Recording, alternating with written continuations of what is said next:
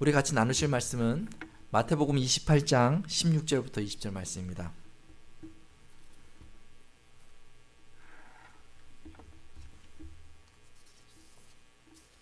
마태복음 28장 16절부터 20절 말씀. 우리 교독할 때 제가 먼저 마태복음 28장 16절 말씀 먼저 봉독하겠습니다. 11 제자가 갈릴리에 가서 예수께서 지시하신 산에 이르러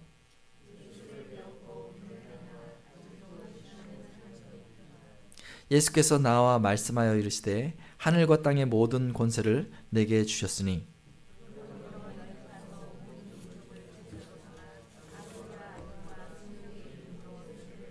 같이 읽겠습니다.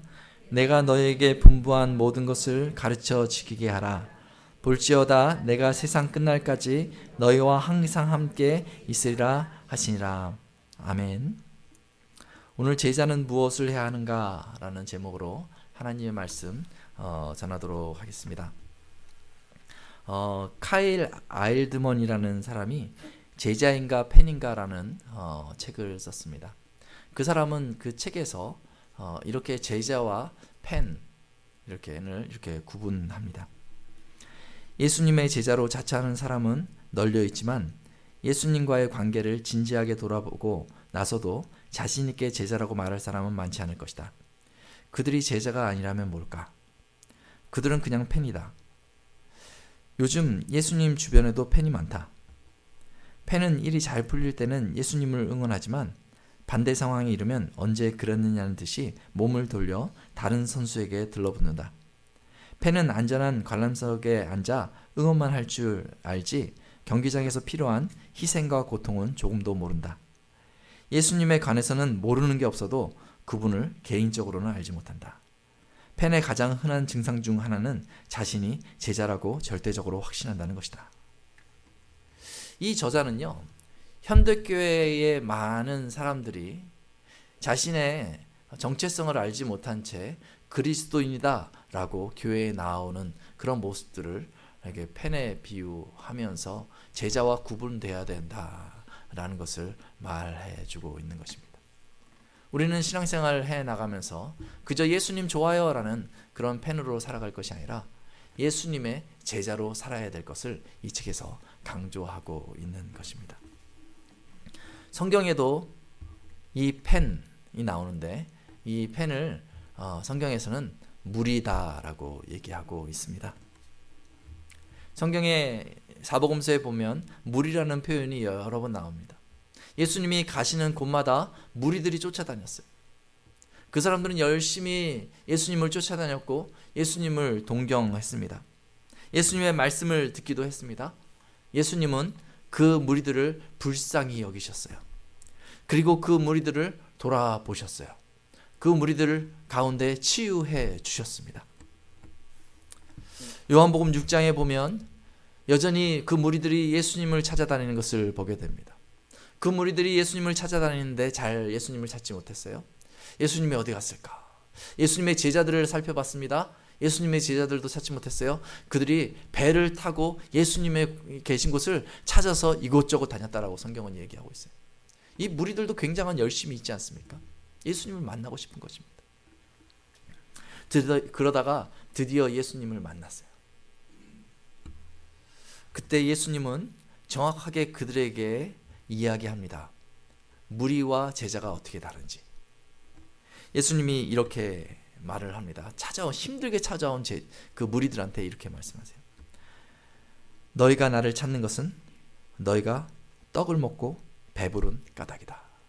이렇게 말씀하세요. 무리들이 예수님을 찾아오긴 왔는데 예수님이 그들을 읽고 있는 거예요. 저들이 나의 제자가 되기를 원치 않는다. 그저 나를 통해서 무엇인가 얻기만을 원하는 것이다.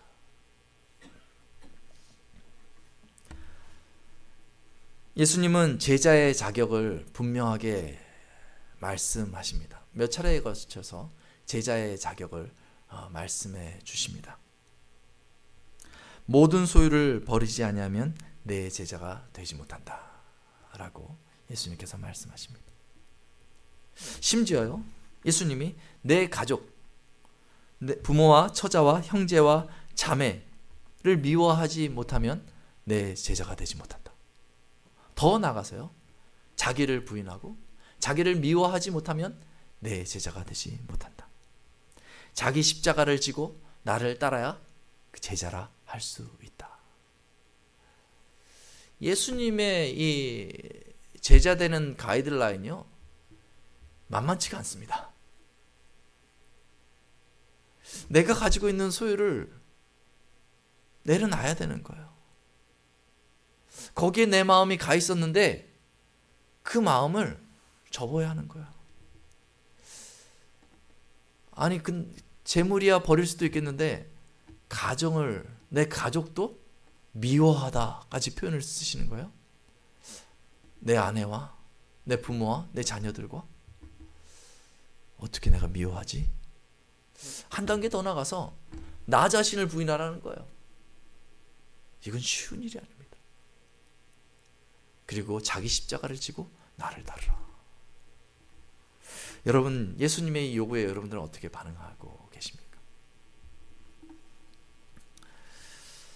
여러분, 이런 질문을 해보셨습니까? 예수님을 따르는 것이 과연 이 모든 대가를 치르고도 따를 만한 가치가 있는가?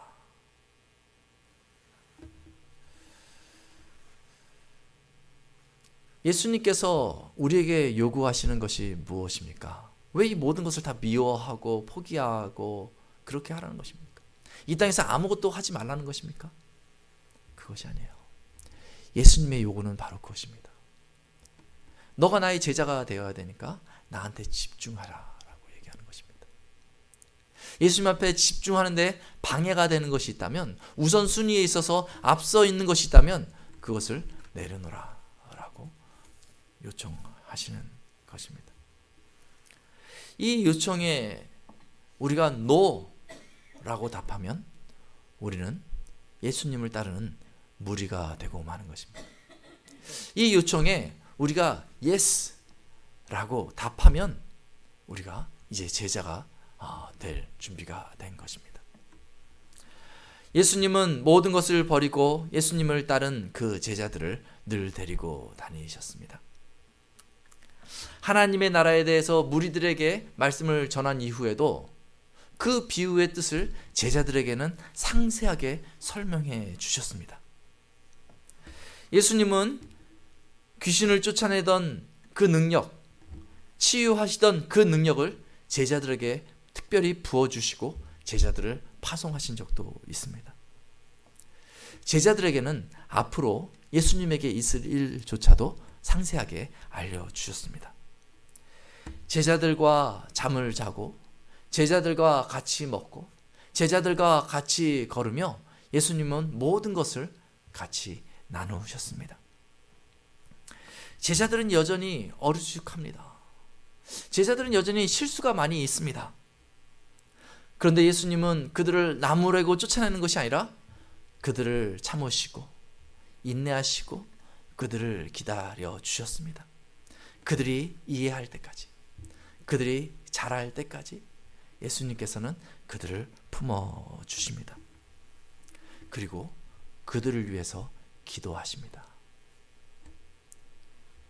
시간이 흘러 제자들은 조금씩 예수님을 이해하게 되고 점차 예수님을 닮아가게 됩니다. 예수님을 바라보면서 하나님의 나라를 깊이 경험하게 되고 그 풍요로움을 누리기 시작합니다. 어느 시점에 이르렀을 때 제자들과 무리들은 분명하게 갈라서게 됩니다. 무리들은 예수님의 말씀 가운데 그 마음에 부딪히는 말씀이 있자 다 물러갑니다. 예수님을 떠나갑니다. 그들은 예수님을 그래도 열심히 따라다녔지만 흉내 내고 거기에 대해 소문도 내고 또 예수님을 바라보면서 우왕좌왕 기뻐도 했지만 결국 예수님을 제대로 이해하지 못하고 예수님을 떠나갑니다. 그들은 제자가 되지 못합니다. 무리들은 다 흩어지고 이제 제자들만 부활하신 예수님과 함께 하십니다. 우리는 질문해 볼 수 있습니다. 우리 자신에게 질문해 볼 수 있습니다. 나는 예수님을 삶의 중심에 놓은 예수님의 제자인가? 아니면 예수님 근처를 걷돌아 다니는 무리 중에 한 사람인가? 이렇게 자신에게 질문해 볼 수 있습니다. 여러분 어떻게 대답하시겠습니까? 여러분은 제자이십니까?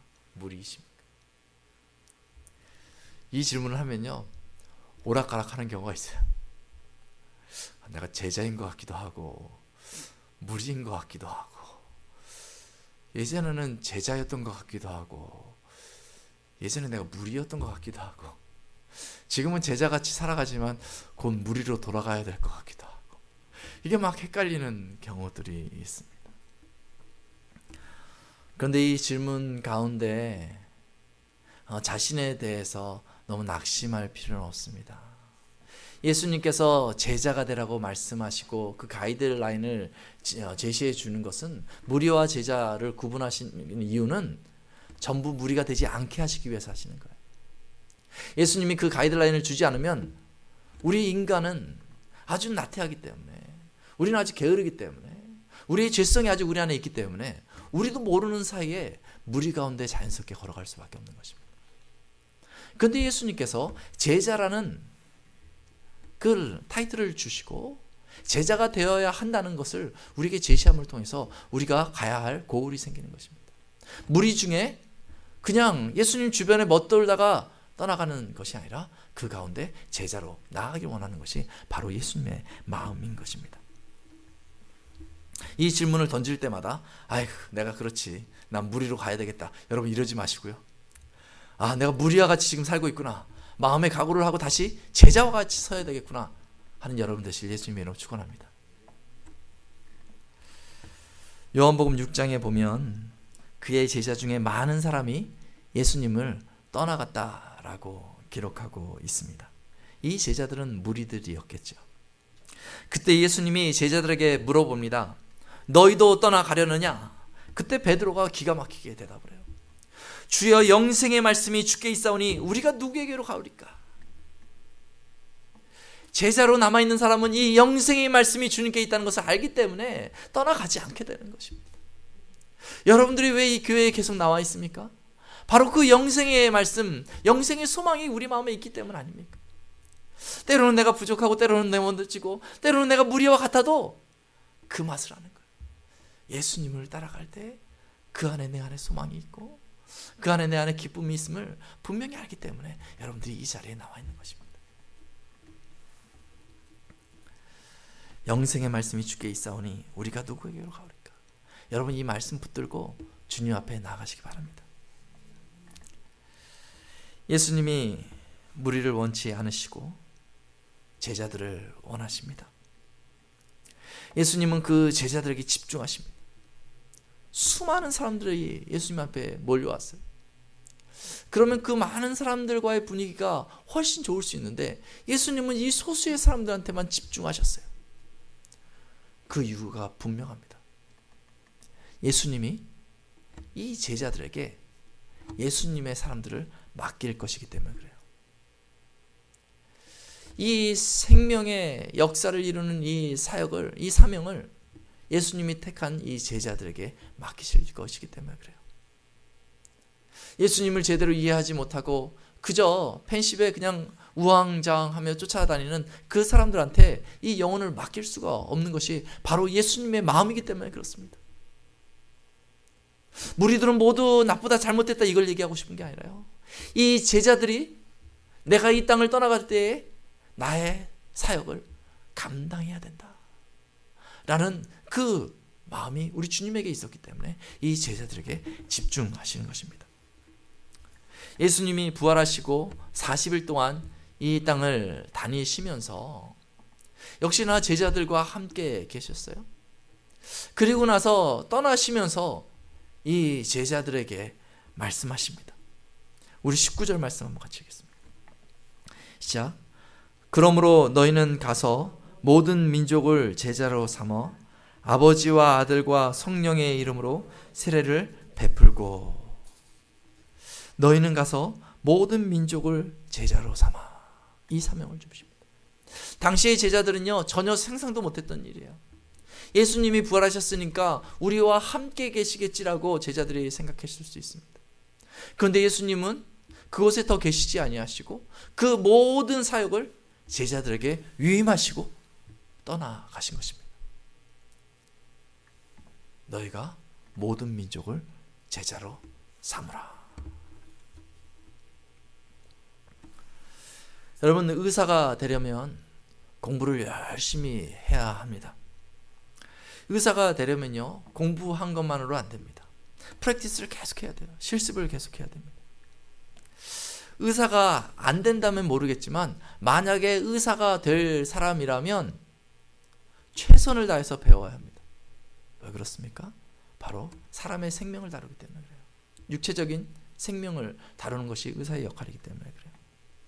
만약에 의사가요, 적당히 배우고 그 다음에 적당히 몇 번 시술을 해본 걸로 그 다음에 담당 의사가 돼서 병원을 꾸려가면 어떻게 되겠어요? 그건 큰일 나요. 그 한국에 옛날에 돌팔이 의사라고 있지 않습니까? 그것 때문에 몸이 상하고 돌팔이 의사 때문에 죽은 사람들도 굉장히 많아요. 의사 흉내 내고 맹장수술 내가 한번 해보겠다고 이 시골에서 그냥 이렇게 해봤다가 그것 때문에 죽었던 그런 이야기 제가 예전에 들었던 기억이 나요. 예수님께서 이 땅에 오셨을 때 영혼의 의사 되셨습니다. 죽었던 사람들의 그 영혼을 살리는 일을 예수님께서 감당하시고 이 일을 위해서 십자가에서 죽으시고 부활하신 것입니다. 제자들이 이제 예수님께서 하시던 그 의사의 사역을 감당해야 된다면 제자들도 분명하게 예수님 앞에서 훈련받고 최선을 다해서 훈련받고 그 다음에 이제 그 사역을 감당해 나가야 되는 것이죠. 그래서 예수님이 3년 동안 그 제자들을 계속 끌고 다녔던 것입니다. 우리가 주님의 그 사명, 교회를 통해서 지금 감당해 나가고 있는데 우리도 자꾸 질문해 봐야 될 것이 내가 제자로서 훈련되었는가? 라는 것을 질문해 볼 필요가 있습니다. 어저께 제자 훈련하면서 한 책을 같이 이제 공부하면서 거기 나온 예화를 하나 보게 됐는데요.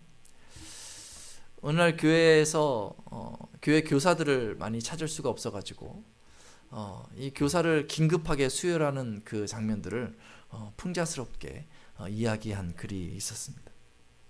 저자는요, 그 장면을 최후 순간의 임명이라는 제목으로 이 예화를 시작을 했는데요. 주일학교 교장 선생님이, 이 교회학교죠. 교회학교 교장 선생님이 새 학기가 시작되는 그 주일날 아침에 청년부 모임에 허둥지둥 뛰어서 들어왔다고 합니다. 이제 시간이 다 된 거예요. 그리고 맨 끝줄에 앉아있는 그 청년을 붙들고 갑자기 막 부탁하기 시작합니다. 지금 중등부 교사가 없으니 제발 교사가 되어달라고. 이 최후 순간의 임명, 이 제목하고 맞지 않습니까? 교회에서요, 훈련된 사람들을 교사로 임명하고 그 영혼을 감당할 수 있는 사람으로 세워야 되는데 그 일을 하지 못하였고, 그런데 교사는 필요한 것 같으니까 급하게 사람한테, 그 청년부에 온 사람한테 제발 우리 중고등부 교사 좀 해달라고, 지금 당장 해달라고 이렇게 요청하는 장면을 그 책에서 그리고 있습니다. 그 책에 보면 그로 인해서 생겨난 교훈은 맨 끝줄에 앉지 말라고 하는 것이라고 합니다. 여러분, 이게 농담 삼아서 보이는 그런 글이지만은 어찌 보면 오늘날 교회의 그 심각한 상황을 말해주고 있는지도 모릅니다. 영혼을 맡는 교사인데 훈련되지 않았어요. 그 교사가 무리인지 제자인지조차 확인되지 않았습니다. 이것이 주일학교만의 문제가 아닙니다. 우리 작년에 있어서도 마찬가지예요. 작년에도 소그룹 리더들이 있고 이 교사의 역할을 감당할 사람들이 많이 필요합니다.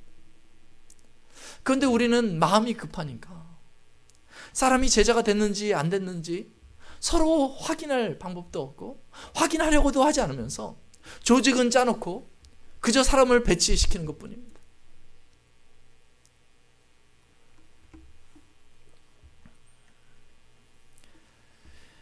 예수님께서는 이런 식으로 주님의 나라를 세워가려고 하지 않으셨어요. 그래서 가이드라인을 어렵게 만들어 놓고 주님의 제자가 세워지기를 주님께서 원하신 것입니다. 그리고 그 제자들이 이제 예수님과 함께 하다가 모든 상황들을 다 지내고 났을 때 그 제자들이 좀 덜 준비된 것 같음에도 불구하고 예수님이 그 제자들에게 사명을 주시는 것입니다. 너희는 가서 모든 민족을 제자로 삼아. 지난 2년간 몇 사람을 데리고 제자 훈련을 했습니다. 한 70회 정도 모인 것 같아요. 70회 정도 모여서 한 2-3시간씩 저랑 성경 공부를 계속했던 것 같습니다. 때로는 매일 큐티하는 것들을 점검하고 기도하는 시간을 체크하고 성경을 잘 읽었는지 확인하고 또 성경을 암송시키고 삶의 과정을 점검하고 내 신앙이 바로 섰는지 그런 것도 확인하는 그런 시간을 가졌고 책도 여러 권 읽었던 것 같아요. 이제 2번 남았습니다. 2번 하면 이제 이 교육 과정이 끝나고 그분들이 저한테 와서 다시 한번 해달라고 하면 저는 절대 안 됩니다 라고 말할 거예요. 이 2년의 과정이 다 끝났거든요. 이 정도면은 많이 공부했잖아요. 근데 이런 질문이 생깁니다. 이제 2주 과정이 다 끝나면 이제는 뭘 더 할까? 여러분, 뭘 더 하면 될 것 같아요? 이거 다 끝나면 또 무엇을 공부해야 될까? 이제는 신학교로 가야 할까? 어떤 분이 그러시더라고요.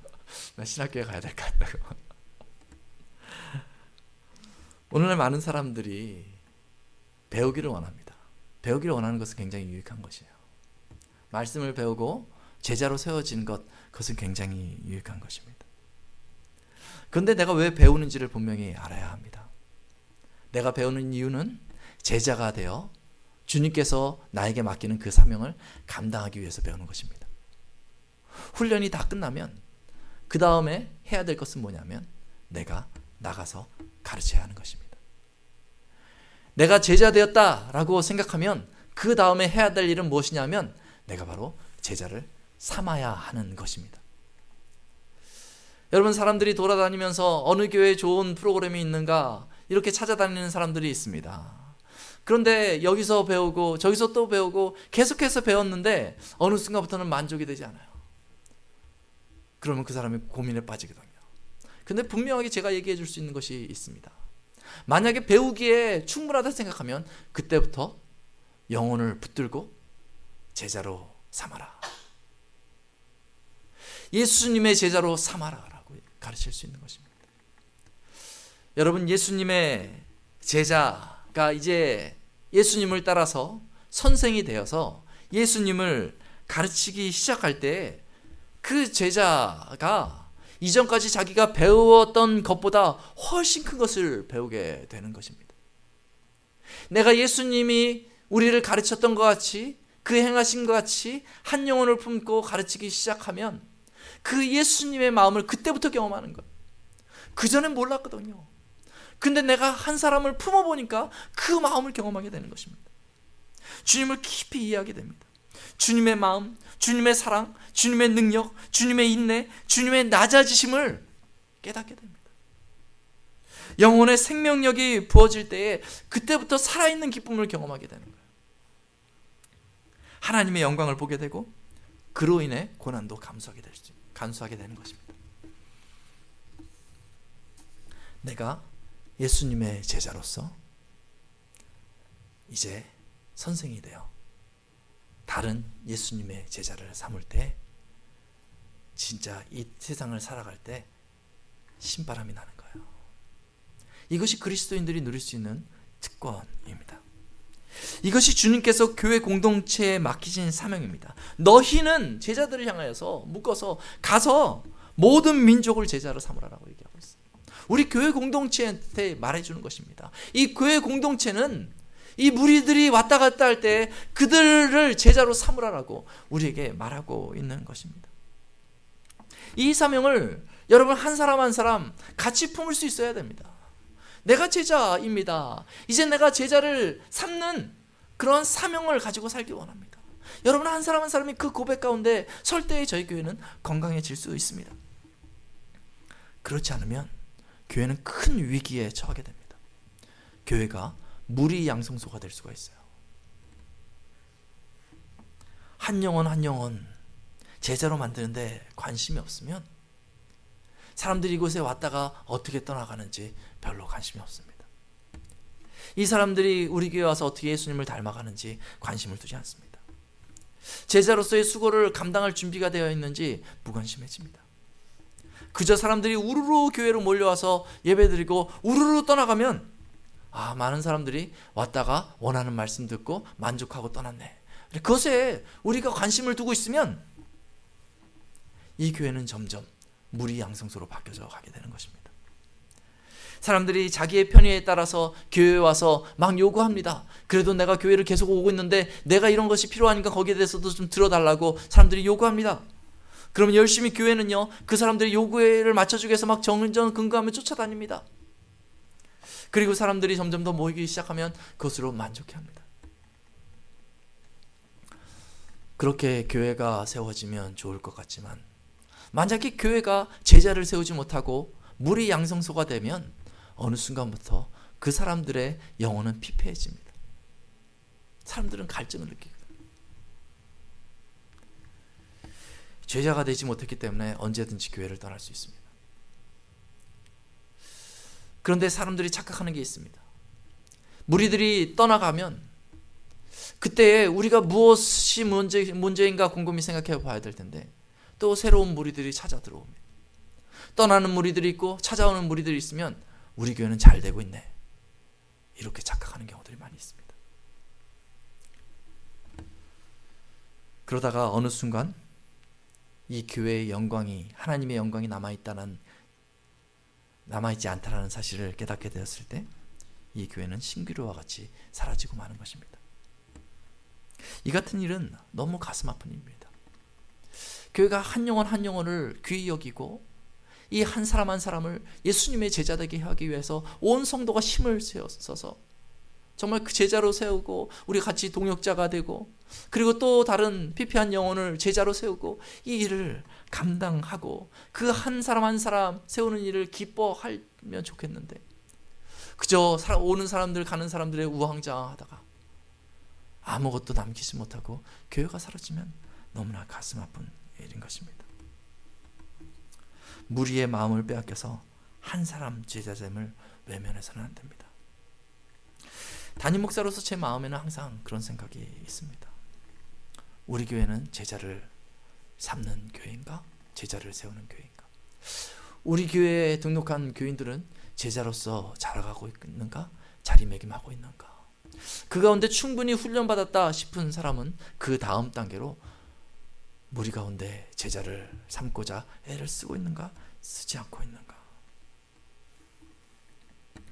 수많은 사람들이 예수님을 따를 때에도 예수님의 마음은 소수의 제자에 가 있었던 것 같이 교회도 찾아온 한 사람 한 사람 그 무리들을 둘러보면서도 그 가운데 한 사람 한 사람 붙들고 제자로 세우는 사명을 감당해야 합니다. 오늘 예수님이 저와 여러분들에게 다시 한번 말씀하십니다. 그러므로 너희는 가서 모든 민족을 제자로 삼아 아버지 아들과 성령의 이름으로 세례를 베풀고 내가 너에게 분부한 모든 것을 가르쳐 지키게 하라.